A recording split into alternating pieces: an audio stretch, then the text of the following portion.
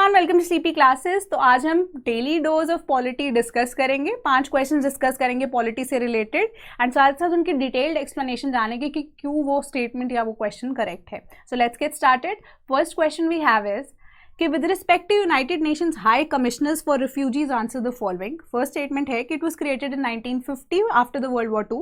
Second, it is global organization dedicated to saving lives, protecting rights and building a better future for refugees, forcibly displaced communities and stateless people.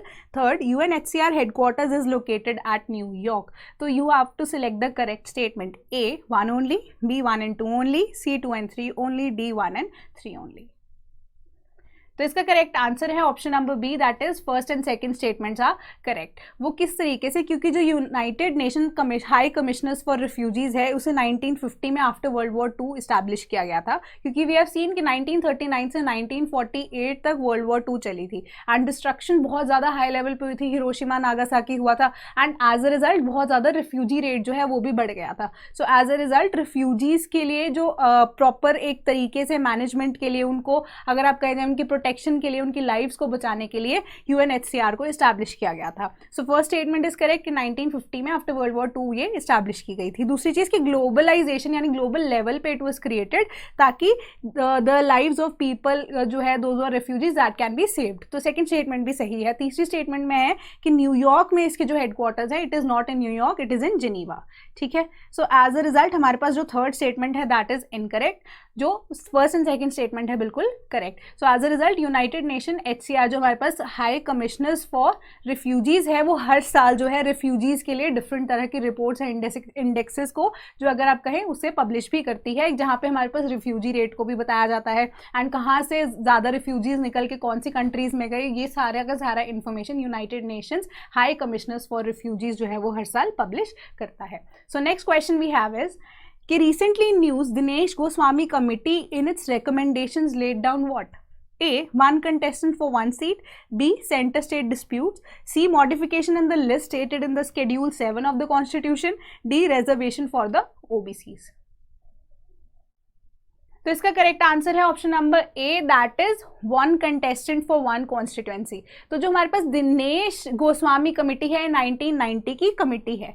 ठीक है। इस committee ने कुछ ना electoral reforms को state किया था, उसमें से एक प्राइम जो उन्होंने रिफॉर्म स्टेट किया था कि हर एक कॉन्स्टिट्यूएंसी से केवल एक ही व्यक्ति खड़ा हो, क्योंकि अब हम देख रहे हैं कि कई बार जो हमारे MPs होते हैं वो 2-2 कॉन्स्टिट्यूएंसी से इलेक्शन लड़ रहे हैं, दोनों में ही खड़े हो जाते हैं। बट अब एक लॉ ये भी पास है कि आप 2 जो है जगहों से you can not become a member parliament. So as a result आपको किसी एक जो कॉन्स्टिट्यूएंसी है उसे छोड़ना पड़ेगा।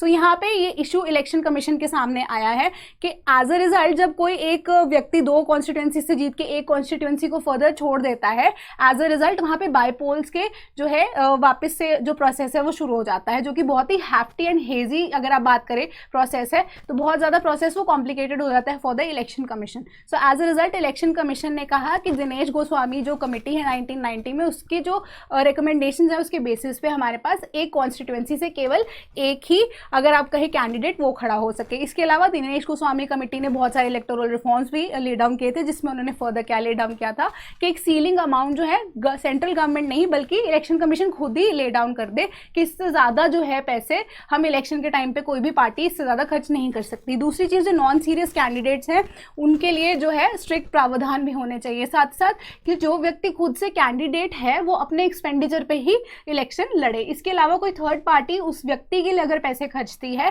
तो उसको प्रोहिबिट किया जाना चाहिए with in imprisonment of not less than 1 year. तो ऐसे और भी बहुत सारे इलेक्टोरल रिफॉर्म्स थे जिस वजह से इलेक्शन कमीशन ने दिनेश गोस्वामी कमेटी को रेफर करते हुए कहा कि हमें ये वापस से फॉलो करना, या उस टाइम पे इसे नेग्लेक्ट कर दिया गया था इन रिकमेंडेशंस को, तो इन्हें वापस लेकर आना बहुत ज़्यादा ज़रूरी है। एटलीस्ट के 1 पर्सन फ्रॉम 1 कॉन्स्टिट्यूएंसी को लेकर आना वापस ज़रूरी है, क्योंकि वहाँ पे इलेक्शन प्रोसीजर को खत्म होने में ही अभी टाइम नहीं लगता, दोबारा से शुरू हो जाता है। तो एज अ रिजल्ट वहाँ पे पैसा भी बहुत ज़्यादा ऐसे ही खर्च हो रहा है। So next question we have is कि in reference to the Press Council of India answer the following. First, Ranjana Prakash Desai became the first women chairperson of Press Council of India. Second, Press Council of India is a statutory quasi-judicial authority. Third, the function of the council is to govern under the Press Councils Act of 1978. Select the correct statements. A 1 and 3 only, B 2 and 3 only, C all of the above, D none of the above. तो इसका correct answer है option number C, that is all the statements are correct. तो पहली statement देख लेते हैं कि हाँ जी कि रंजना प्रकाश देसाई जो है she became the first women chairperson of PCI. तो जो चेयरपर्सन है वो हम आगे एक्सप्लेनेशन में भी जानेंगे कि जो चेयरपर्सन है that should be a retired जज ऑफ सुप्रीम कोर्ट। तो she is the first women chairperson of press Council of India. साथ ही साथ जो प्रेस काउंसिल ऑफ इंडिया है it is a statutory and quasi judicial body जिसे establish किया गया था फर्दर वी कैन सी इन 1966, जो कि एक ऑटोनॉमस बॉडी है, स्टैट्यूटरी बॉडी है, क्वासी जुडिशियल बॉडी है।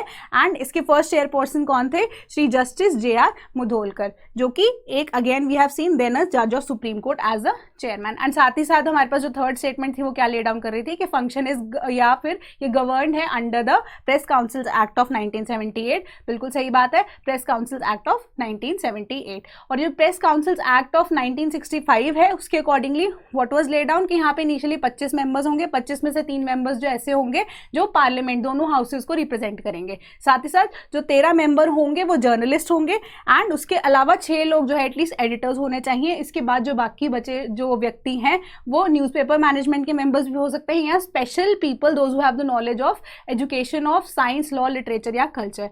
तो 1970 का जो अमेंडमेंट आया उसके बाद जो है ये 25 से 26 जो है ऐसे नंबर्स को जो है इंक्रीज कर दिया गया था प्रेस काउंसिल की, ठीक है। एंड जो एक नया व्यक्ति था वो कौन होगा? न्यूज़ एजेंसीज का कोई भी person managing the news agencies उन्हें ऐड कर दिया गया था further. So next question we have is The National Rural Health Mission was started in which year? A 2003, B 2001, C 2005 and D 1995।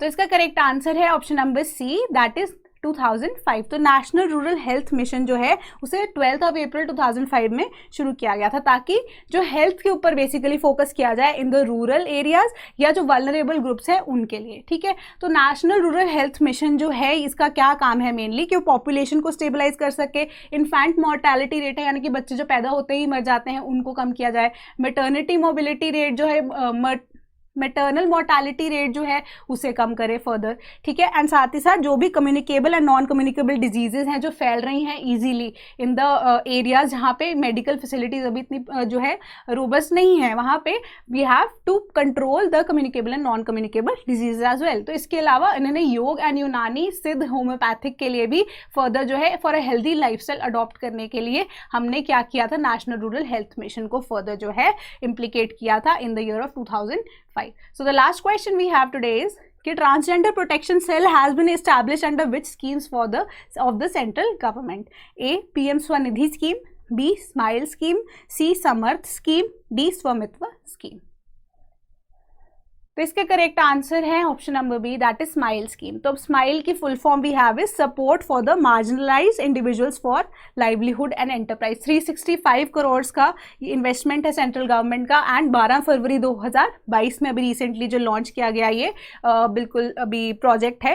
And इसके accordingly क्या प्रोवाइड किया जा रहा है? 2 चीज़ें यहाँ पे कवर हो रही हैं, the transgenders and people those are indulged in begging. तो ट्रांसजेंडर्स के लिए यहाँ पे स्कॉलरशिप का प्रोविजन है कि 9th स्टैंडर्ड से लेकर till the time the transgender community के जो बच्चे हैं वो अपनी एजुकेशन कंप्लीट नहीं कर लेते उनको स्कॉलरशिप प्रोवाइड की जाएगी। साथ ही साथ स्किल डेवलपमेंट का ऑप्शन जो है उनको अंडर PM दक्ष स्कीम मिलेगा। इसके अलावा कोई जेंडर रीएफर्मेशन सर्जरी कराना चाहता है तो हॉस्पिटल्स की जो लिस्ट है उसके अकॉर्डिंगली वो सेंट्रल गवर्नमेंट के अकॉर्डिंगली कोऑर्डिनेट कर सकते हैं स्कीम्स में and they can get a gender reaffirmation surgery done. साथ ही साथ गरिमा गृह के अंडर उनको खाना पीना रहना सबकी जो है मतलब ऑप्शनल ईजिली मिल जाएगी, उनको गवर्नमेंट की तरफ से वहाँ पे एड दी जाएगी। साथ ही साथ ट्रांसजेंडर प्रोटेक्शन सेल है उन्हें भी इस्टेब्लिश किया जाएगा और मॉनिटर भी किया जाएगा टाइम टू टाइम कि जो भी इन्वेस्टिगेशन या प्रोसिक्यूशन की जरूरत है अगर ट्रांसजेंडर्स के अगेंस्ट कोई भी क्राइम जो है कि अगर होता है कोई भी कमिट करता है तो। इसके अलावा एक पोर्टल या हेल्पलाइन जो है उनको भी इस्टेब्लिश किया गया है फॉर द ट्रांसजेंडर कम्युनिटी।